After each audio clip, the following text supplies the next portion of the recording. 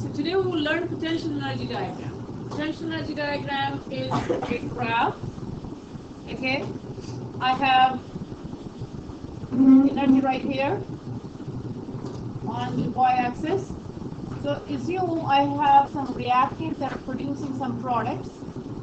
So this is your reactant, this is the product. We're just going to make up some reactants that I have nitrogen and hydrogen, N2 plus H2 to yield NH3.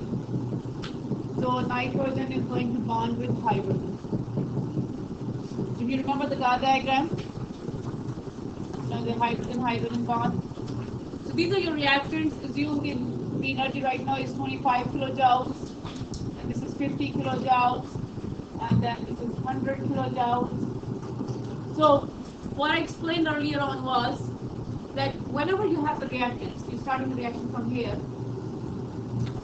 we have to break these existing bonds.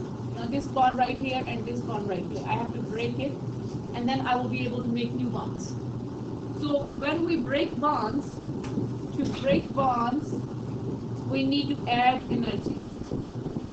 So the graph will always go up first. It will always go up, and then here all the bonds are broken. So this is the intermediate stage between the reactant and the product. But this energy that I'm adding to start a chemical reaction is called activation energy. Activation energy. Okay, it will represent it by EA. This is the energy to activate.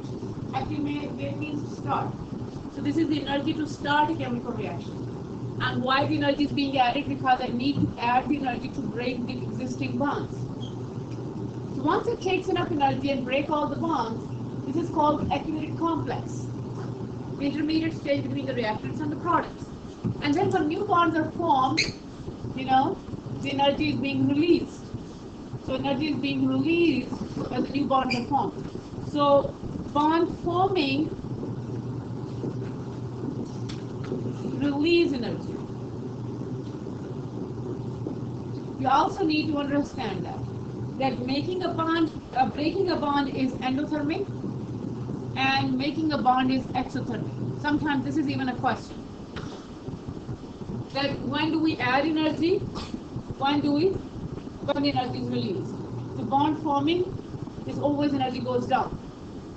So if you understand this thing, then all you have to do is label the chart. Energy from the reactants to the bottom is the energy of reactants. This is energy of the products.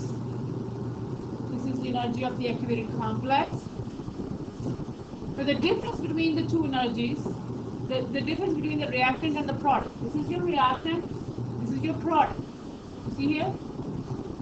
This difference is called delta H.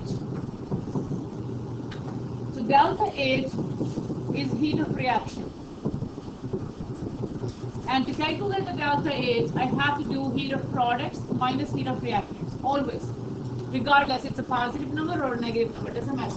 It got to go products minus reactants. So what is the energy of the products right now? Energy of the product is 50 kilojoules. Energy of the reactant is 25 reactant. Energy of the reactant is 25 kilojoules. So my delta H is going to be 25 kilojoules.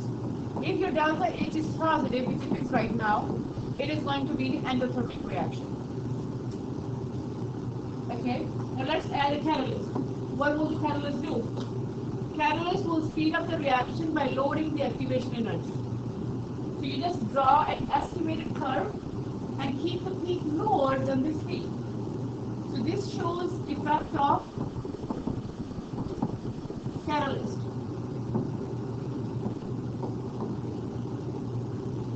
So what does the catalyst do? It lowers the activation energy. If you pay attention, without catalyst, you are using this much activation energy.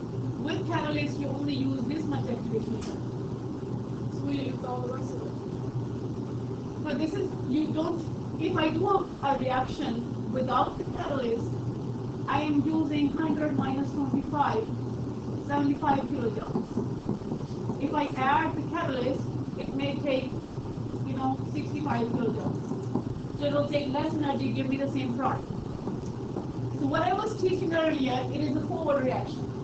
If I want to reverse the reaction, what is the story on going backward? This becomes my reactant, this becomes my product, everything else stays the same. My activation energy will be right here. Okay? My delta H does not change because the difference is still the same. Okay, the delta H doesn't change no matter I go this way or that way.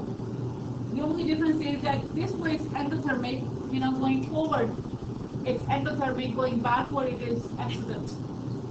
That's the only difference.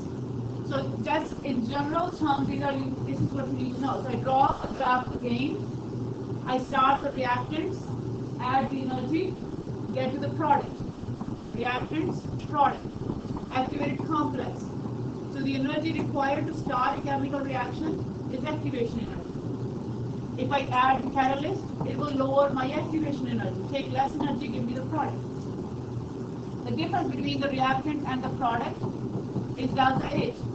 The delta H doesn't change even if I add the catalyst because my reactants and products are still at the same place. So adding the catalyst does not change it. And no matter I go this way or I go backward, it doesn't matter. Still delta H doesn't change. Okay? If your delta H is positive, it is endothermic. If the delta H is negative, it is exothermic. So that's about it. Let's do some practice.